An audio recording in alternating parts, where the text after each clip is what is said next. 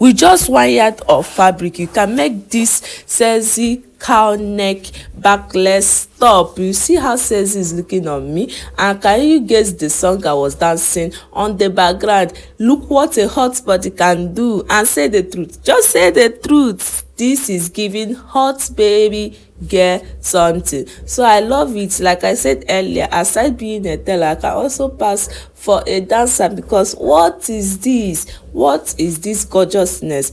And this is it. So if you find this tutorial interesting, if you really want to learn how I was able to achieve this cow neck top, backless top, it's just simple. You just down your 1 yard of fabric, you can achieve it. Grab your popcorn and let's dive in to the cutting table. And this is the fabric we are working with, 1 yard of flowering crepe. You can also work with Duchess and Junko, so any fabric that is fluffy, you can work with it. We start by unwrapping the fabric. I'm going to fold the 2 edges together. Like, remember, the length of the fabric is 60 inches while the width, which is the yardage part, is 38. So that 60 inches, I went ahead to fold it into 2, making it 30 inches.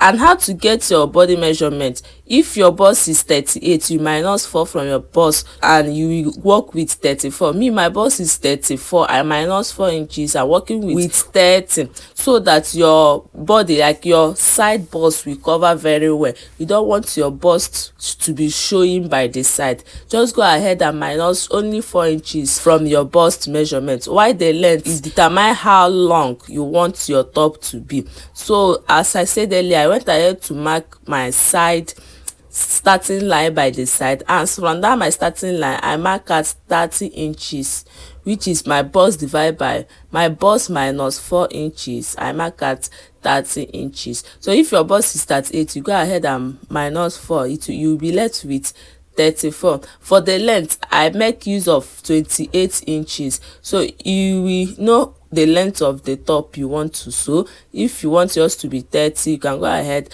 and mark it 30, but I want mine to be 27, so I mark out from my starting line.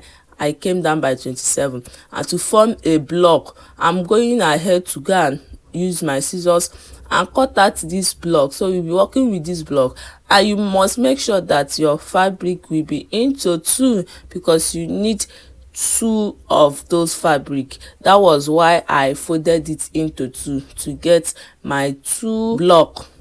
And I went ahead to cut it in a block form. Like, the cutting is so simple and so easy.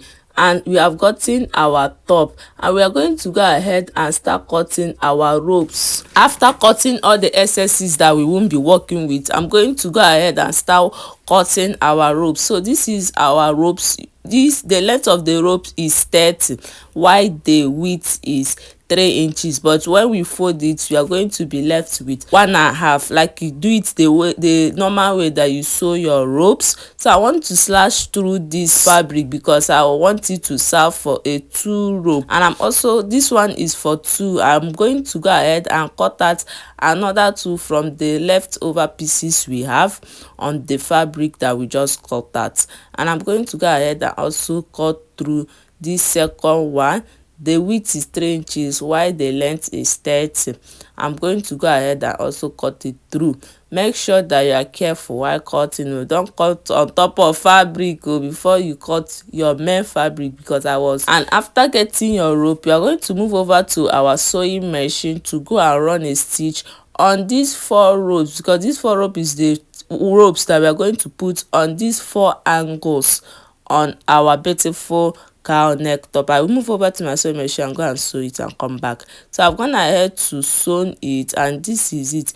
You are going to sew one side and open one side. So from the place you sew, we are going to now use our turner to turn it to the right side. Remember, you are going to fold it to the wrong side while you sew, and you turn it to the right side using your turner. So I'm basically going to turn all the 4 pieces. I'm going to turn them, and we are going to start pinning them down on the 4 edges of our beautiful cow neck backless top. Like, the top is giving me everything. Girlies, my girlies, this top is for you people. And I'm going to go ahead and turn it all of them to the right side, and after turning it we start marking from all the angles. We are going to come down by half inches because we are going to make room for sewing allowances for the 4 angles.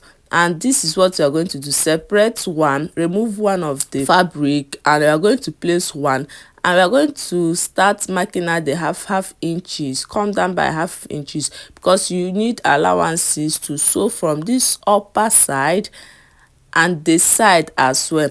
So I came down by half inch because the rope should start from that half inch. It should not start from the tip.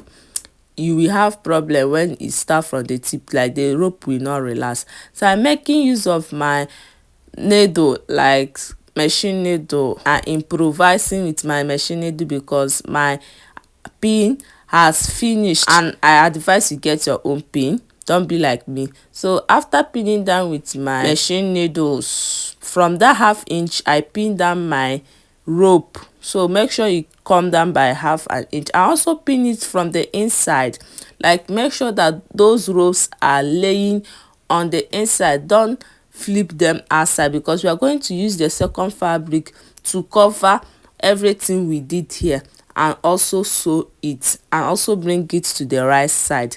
So let's say basically our top should be double, and after pinning down bands we are going to now use this second one and cover it, and we are going to sew from the up by the side, by the down, and by the side. And we're going to leave like half inch by one side. And also the right side of the fabric, the two right side are facing each other, so make sure that the two right side are facing each other while you cover it. I'm going to now go ahead and sew it. I've gone ahead to sew it on my sewing machine, and this is the outcome. I went ahead to leave half inch that I will use to turn everything to the right side, and I'm went ahead to turn everything to the right side. So after turning to the right side, you are going to move over to your ironing table and go and iron press everything so that it will be looking so neat and fine.